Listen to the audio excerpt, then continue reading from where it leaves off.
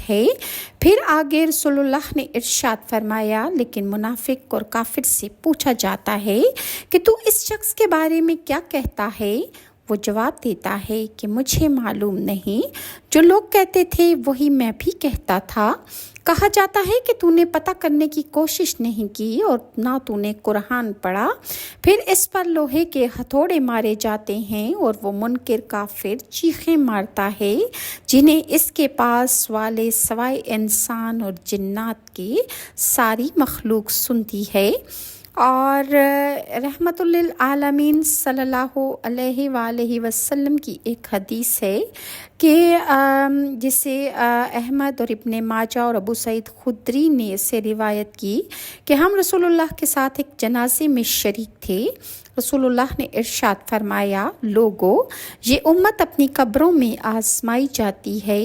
جب انسان کو دفن کر کے لوگ واپس ہوتے ہیں تو فرشتہ ہتھوڑے لیے ہوئے آتا ہے اور مردے کو بٹھا کر پوچھتا ہے کہ تو اس شخص کے بارے میں کیا کہتا ہے؟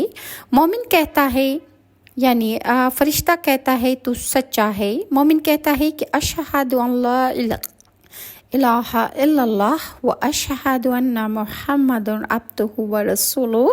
تو فرشتہ کہتا ہے کہ تو سچ کہتا ہے، اور اس کے بعد اس کے لیے جنت کا دروازہ کھول دیا جاتا ہے، اور پھر مومن کے لیے جہنم کا دروازہ بھی کھول کر فرشتہ اسے کہتا ہے کہ اگر تو کافر ہوتا اور تو یہ کلمہ نہ پڑھتا اور رسول اللہ کی اللہ کے رسول ہونے کی گواہی نہ دیتا تو تیری منزل یہ تھی، اور تو کافر اور منافق ہوتا تو تیرا یہی آخری ٹھکانہ تھا۔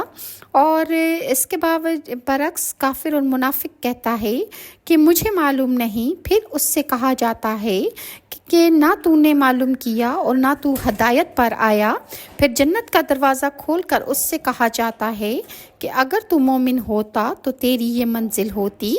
پھر دوزخ کا دروازہ کھول کر کہا جاتا ہے کہ اب تیری منزل یہ ہے۔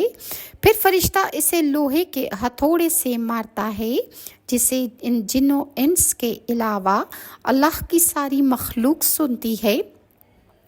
کسی نے سوال کیا کہ یا رسول اللہ صلی اللہ علیہ وآلہ وسلم، ایسا تو کوئی نہیں کہ جس کے سر پر ہتھوڑا لیے فرشتہ کھڑا ہو اور وہ مرعوب نہ ہو؟ تو آپ صلی اللہ علیہ وسلم نے یہ آیت پڑھ کر سنا دی، اور پھر آپ نے یہ حدیث بھی فرمائی کہ جب کافر آخرت میں داخل ہونے والا اور دنیا سے نکلنے والا ہوتا ہے تو اس پر آسمان